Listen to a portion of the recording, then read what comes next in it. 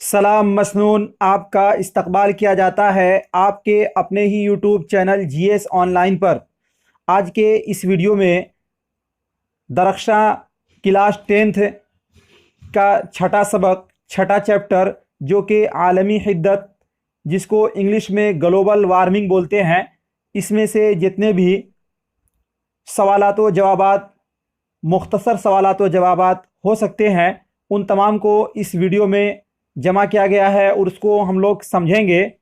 और फिर लास्ट में वीडियो के जितने भी इस चैप्टर से मोस्ट वीवीआई ऑब्जेक्टिव सवालात हो सकते हैं, उन तमाम को जमा किया गया है। और उन सवालात में से अक्सर ऐसे सवाल हैं जो बार बार इम्तिहान में पूछे गए हैं, इसलिए आपको इस वीडियो को बिना स्किप किए हुए लास्ट तक देखना बहुत ही अहम होता है। तो वीडियो शुरू करने से पहले आप वीडियो को लाइक कर दें, हम लोग बाद में लाइक करना भूल जाते हैं।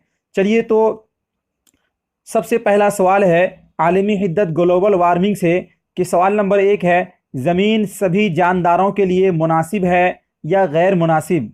ज़मीन सभी जानदारों के लिए मुनासिब है या गैर मुनासिब?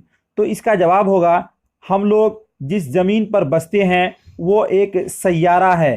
सैयारा है, यह ज़मीन सभी जानदारों के लिए बहुत ही मुनासिब है। हम लोग जिस ज़मीन पर बसते हैं वो एक सैयारा है। सैयारा का मतलब वो एक ग्रह है। क्या है? एक ग्रह है। इसीलिए पृथ्वी को, ज़मीन को नीला ग्रह कहा जाता है, क्योंकि यहाँ पानी, हवा, सब चीज़ है। तो यहाँ पर जो है, हम लोग जिस ज़मीन पर बसते हैं वो एक सैयारा है और ये ज़मीन सभी जानदारों के लिए बहुत मुनासिब है। तो ये सवाल नंबर 1 का सही जवाब हो गया। आप इसको कॉपी पर ज़रूर नोट्स बनाते चलेंगे, आपके लिए बहुत फ़ायदेमंद होगा। अगला सवाल है 2 नंबर का, कि ग्लोबल वार्मिंग कैसा मसला है? ग्लोबल वार्मिंग कैसा मसला है? जवाब, ग्लोबल वार्मिंग एक संगीन आलमी मसला है। दुनिया के सारे साइंसदां इस मसला पर बहुत फ़िक्रमंद हैं। ग्लोबल वार्मिंग एक संगीन आलमी मसला है। दुनिया के सारे साइंसदां इस मसला पर बहुत फ़िक्रमंद हैं। ये सवाल आप जब प्रीवियस यानी पिछले ईयर का आप क्वेश्चन पेपर देखेंगे तो ये सवाल लगभग हर साल पूछा गया है, इसलिए आप इसको बिल्कुल रट जाएंगे कि ग्लोबल वार्मिंग कैसा मसला है। अगला सवाल है 3 नंबर में, कि ग्लोबल वार्मिंग क्या है? ग्लोबल वार्मिंग क्या है? तो जवाब है, गुज़िश्ता 30-40 सालों से हमारी ज़मीन का दर्जा हरारत रफ्ता रफ्ता बढ़ रहा है।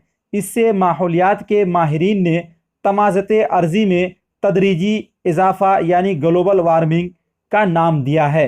ये तो आपको लिख लेना है, मगर इस सवाल को हम लोग फिर भी समझ लेते हैं कि गुज़िश्ता 30-40 सालों से हमारे ज़मीन का दर्जा हरारत, हरारत माने गर्मी, जो ज़मीन की दर्जा हरारत यानी दर्जा तपिश जो है वो बढ़ रही है। रफ्ता रफ्ता क्या हो रहा है? बढ़ रहा है। इसे माहौलियात के माहिरीन यानी मौसम विभाग के जो वैज्ञानिक है, उन्होंने तमाज़त अर्ज़ी, तमाज़त माने होता है तपिश, अर्ज़ माने होता है ज़मीन, यानी ज़मीन की तपिश में तदरीजी मतलब इजाफ़ा, ज़मीन की तपिश में इजाफ़ा, यानी इसी को ग्लोबल वार्मिंग कहा गया। यानी ज़मीन की तपिश में जो बढ़ोतरी हो रही है उसी को ग्लोबल वार्मिंग कहा गया है। और उसी को यहाँ उर्दू में बोलते हैं तमाज़त अर्ज़ी। तमाज़त माने तपिश, गर्मी, अर्ज़ माने होता है ज़मीन, तमाज़त अर्ज़ी का मतलब हो गया ज़मीन की गर्मी, तदरीज माने बढ़ना, इजाफ़ा यानी ग्लोबल वार्मिंग कहा गया है। ज़मीन में की तपिश में जो बढ़ोतरी हो रही है उसी को साइंटिस्ट ने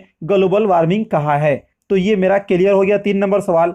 अब अगला सवाल है 4 नंबर में, कि ग्रीन हाउस गैसों में कौन कौन सी गैसें हैं? ग्रीन हाउस गैसों में कौन कौन सी गैसें हैं? जो कल कारखाने, मोटर वाहन है, इसके धुएं से जो ग्रीन हाउस गैस बनता है, इसमें कौन कौन सी गैसें हैं जो कि बहुत हानिकारक है? ग्रीन हाउस गैसों में कार्बन डाइऑक्साइड, जिसको CO2 हम लोग पढ़ चुके हैं, मीथेन, जिसको CH2 बोलते हैं, नाइट्रिक ऑक्साइड, जिसको NO2 और ओजोन वगैरह है। एक बार इसको फिर देख लेते हैं, ग्रीन हाउस गैसों में कौन कौन सी गैसें हैं। तो ग्रीन हाउस गैसों में कार्बन डाइऑक्साइड CO2 और मीथेन CH2, नाइट्रिक ऑक्साइड यानी NO2 और ओजोन वगैरह है। तो ये थे आपके सबक नंबर चैप्टर नंबर 6 के मारूजी सवालात। अब इसके बाद ऑब्जेक्टिव सवालात हैं जो कि बहुत ही अहम है, आप उसको भी ज़रूर देखें। अब ये हमारा ऑब्जेक्टिव सवाल है ग्लोबल वार्मिंग यानी आलमी हिद्दत का।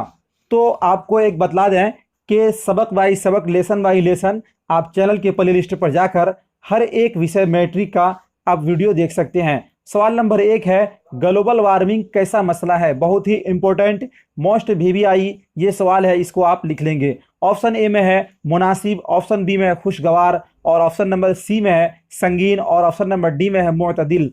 तो ग्लोबल वार्मिंग कैसा मसला है? तो ये संगीन मसला है, इसलिए इसका ऑप्शन नंबर सी बिल्कुल राइट हो जाएगा। अब अगला सवाल है 2 नंबर में, कार्बन डाइऑक्साइड गैस में कितना इजाफा हुआ है? यानी ग्लोबल वार्मिंग की वजह से कार्बन डाइऑक्साइड गैस में कितना इजाफा हुआ? ऑप्शन है 21%, ऑप्शन नंबर बी है 31%, ऑप्शन नंबर सी है 14%, और ऑप्शन नंबर डी है 11%। तो कार्बन डाइऑक्साइड गैस में 31% इजाफा हुआ है, इसलिए इसका बी नंबर सवाल का जवाब सही हो जाएगा। बी नंबर बिल्कुल सही हो जाएगा। अगला सवाल है 3 नंबर में, ज़मीन का दर्जाए हरारत गुज़िश्ता 100 सालों में कितना बढ़ गया है? ज़मीन का दर्जाए हरारत गुज़िश्ता 100 सालों में कितना बढ़ गया है? ऑप्शन ए है 0.45 सेल्सियस, ऑप्शन बी है 0.55 सेल्सियस, और ऑप्शन नंबर सी है 0.75 सेल्सियस, और ऑप्शन नंबर डी है 0.65 सेल्सियस। तो 3 का जो सही ऑप्शन है वो ऑप्शन नंबर सी बिल्कुल राइट हो जाएगा। अब अगले सवाल की तरफ चलते हैं। 4 नंबर में है कि ज़मीन के दर्जाए हरारत में जो औसत इजाफा हो रहा है उसे क्या कहते हैं? ज़मीन के दर्जाए हरारत यानी ज़मीन की जो गर्मी है, तपिश है, उसमें जो इजाफा हो रहा है उसे क्या कहते हैं? ऑप्शन ए है गैस में इजाफा, ऑप्शन नंबर बी है global warming, option number C है तमाज़त अर्जी, और ऑप्शन नंबर डी है इनमें से कोई नहीं। तो उसको ग्लोबल वार्मिंग कहा जाता है। क्या कहा जाता है? ग्लोबल वार्मिंग, इसलिए इसका ऑप्शन नंबर बी बिल्कुल सही हो जाएगा। अब अगला सवाल है 5 नंबर में, निज़ाम शमसी में ज़मीन की हैसियत क्या है? निज़ाम शमसी में ज़मीन की हैसियत क्या है? यानी निज़ाम शमसी का मतलब ये हुआ सूरज के जो निज़ाम है, हम लोग पढ़े हैं कि सूरज के चारों इर्द गिर्द जो 8 ग्रह है वो घूमता रहता है। तो उस निज़ाम में ज़मीन की क्या हैसियत है? तो हम लोग जानते हैं कि ज़मीन एक ग्रह है, और ग्रह को ही उर्दू में सैयारा बोला जाता है। ग्रह को भी उर्दू में सैयारा बोला जाता है। तो यहाँ पर ऑप्शन 5 नंबर सवाल है कि निज़ाम शमसी में ज़मीन की क्या हैसियत है? ऑप्शन ए है सैयारा, ऑप्शन नंबर बी है तारा, ऑप्शन नंबर सी है ज़ैली सैयारा, ऑप्शन नंबर डी है तैयारा। तो इसका 5 का जो सही ऑप्शन होगा ऑप्शन नंबर ए बिल्कुल सही हो जाएगा, यानी सैयारा। अब चलते हैं 6 नंबर में है, बाल व ज्ञान कॉन्फ्रेंस कब मुनाकिद हुआ? ऑप्शन ए है 2007, ऑप्शन नंबर बी है 2008, ऑप्शन नंबर सी है 2009, और ऑप्शन नंबर डी है 2010। तो 6 का जो ऑप्शन सही होगा वो 2008 बिल्कुल सही हो जाएगा, ऑप्शन नंबर बी। अगला सवाल है 7 नंबर में, बाल व ज्ञान कांग्रेस हिंदुस्तान के किस शहर में मुनाकिद हुआ? ऑप्शन ए है पूना, ऑप्शन नंबर बी है शिमला, और ऑप्शन नंबर सी है दीमापुर, और ऑप्शन नंबर डी है विशाखापट्टनम। तो बाल व ज्ञान कांग्रेस जिस शहर में हिंदुस्तान के मुनाकिद हुआ था उसका नाम था दीमापुर, इसलिए इसका ऑप्शन नंबर 7 का सी बिल्कुल राइट हो जाएगा। अगला सवाल है 8 नंबर में, क्योटो में ग्लोबल वार्मिंग पर कॉन्फ्रेंस कब हुई? क्योटो में ग्लोबल वार्मिंग पर कॉन्फ्रेंस कब हुई? ऑप्शन ए है 2006, ऑप्शन बी है 2007, ऑप्शन नंबर सी है 2008, ऑप्शन नंबर डी है 2009।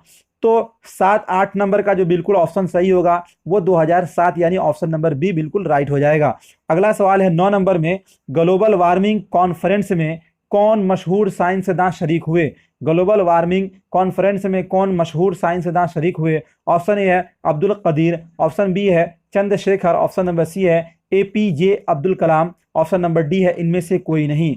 तो ग्लोबल वार्मिंग कॉन्फ्रेंस में APJ अब्दुल कलाम शरीक हुए थे, इसलिए इसका ऑप्शन नंबर सी बिल्कुल राइट हो जाएगा। ये टोटल 9 ऑब्जेक्टिव आलमी हिद्दत आपके चैप्टर से जो कि अहम थे एग्ज़ाम के पॉइंट ऑफ व्यू से, इसलिए इसको इस वीडियो में जमा किया गया है। उम्मीद कर किया जाता है कि ये वीडियो आपको अच्छा लगा होगा। यदि अच्छा लगा तो लाइक और शेयर ज़रूर कीजिएगा, और पहली दफ़ा यदि हैं तो चैनल को सब्सक्राइब कर घंटी वाले आइकॉन को ज़रूर प्रेस कर दीजिएगा, ताकि जो भी वीडियो मैं डालूं सबसे पहले आप तक पहुंचे। वीडियो देखने के लिए बहुत बहुत शुक्रिया।